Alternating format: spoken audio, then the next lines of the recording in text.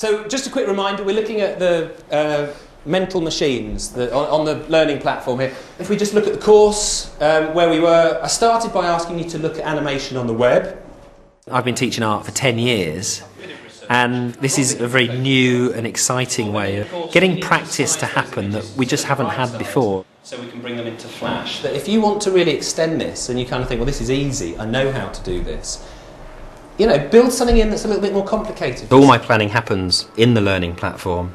And in terms of setting courses up, it takes quite a time at the beginning, but what I'm finding now is that a lot of these courses are zipped up and then reused.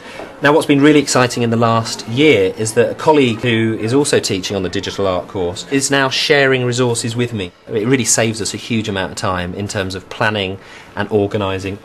Now, like in any classroom situation, she would probably not want to teach exactly like I teach. So she's taken my basic structure, but she set it up completely differently. Of course, the brilliance of all this is when we start sharing beyond us in the art room, and it's when we actually start sharing resources across the country and finding people that we want to work with and looking at their courses and thinking, well, that would be a fantastic project to teach. So a little challenge for you, about 5 or 10 minutes, see if you can get the MyBridge images offline, get them chopped up into Photoshop and then into Flash. The whole course is shared online. Each topic is almost like a learning episode. I can start teaching at the beginning and move through. Okay, click on Art, go into Adobe. Oh, there you go, it's coming in now. Elements 3. But certain students will work through things much quicker than other students. What's nice with the learning platform is that I can let the students push on at speed if they want to. I can also send them back at any point, if they're absent, to revisit and recap.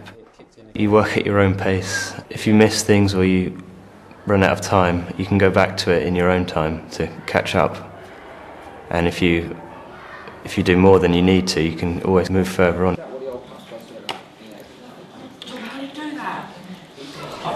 The most personalised I've managed to create a course on the learning platform is for a student who is very much on the fringes of learning and who really didn't enjoy being in any kind of classroom situation. And we said, let's try and do this virtually. And we actually set him up his own course using Photoshop Tennis, where you can pass images backwards and forwards.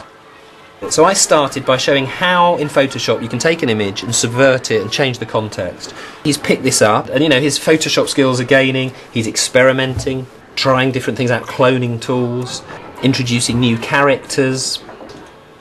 He's also immediately understanding using the learning platform to have some kind of learning teaching experience, but outside of that conventional teaching that wasn't working in his situation, and this has allowed him to engage. So that was a fantastic success. In any course, I will try and put various links into free software. One of the big issues that the students have is that they can't afford the latest software. We will often put in links to valuable learning resources, websites or documents or magazine articles or even TV programmes, just broadening the students' understanding of what art and design can be. Assessment is obviously key to a lot of the work that we do. At the moment, I'm really into the use of forums for peer assessment and assessment for learning. Art and design lends itself to criticism, but the students know what is good and what's not good, and they know why it's good. And hearing it from each other, I think, is probably stronger than hearing it from me. I've tried in my classes to get students talking together, but whereas you might have a couple of students who would never actually state their opinion in the classroom, what I'm finding with the forums within the learning platform is that it allows all the students to have their unique voice. We had an interesting student who suffered with Tourette's syndrome and actually found the classroom dynamic very difficult to deal with. The learning platform kind of gave him even ground. He's working at 1:12 a.m. in the morning, and in my discussions with him I found that that's when he does his work. So he says that he's a bit tired and that he's thinking about something to do with depth, and then he mentions some key contextual pieces, Paolo Uccello, the Battle of San Romano, Caravaggio.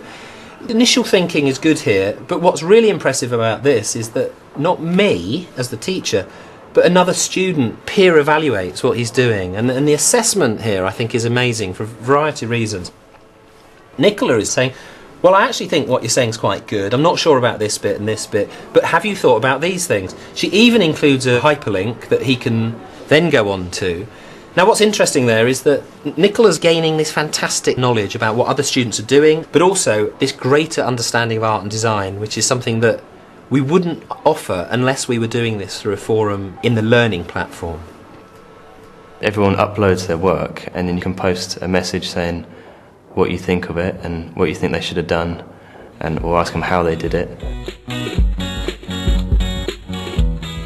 Yeah, the teachers can see all your work and they can comment.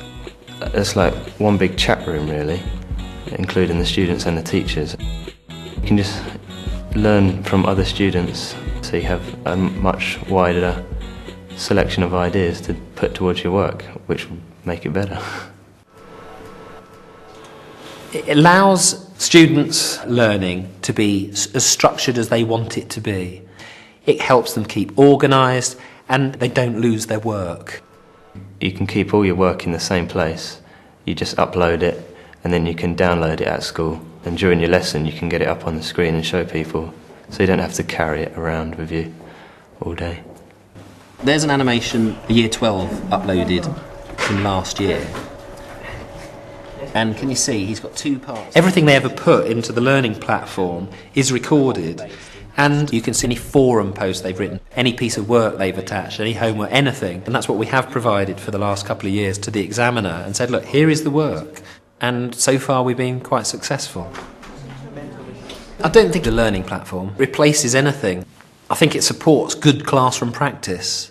I think it's a fantastic tool that allows us to actually take students a little bit further. The function of the actual lesson might be about a particular skill, but because it's framed within the learning platform, it allows the student to continue that lesson in their own time, in their own space. It allows them far more flexibility in terms of how they progress. I use the learning platform more at home than at school, because I mostly do my work at home rather than at school. If you didn't have the learning platform, you'd have to do it at school all the time in your lessons. The lessons are quite laid back because you're not rushing all your work or anything, you're just discussing and talking about ideas, and you can do it in your own time.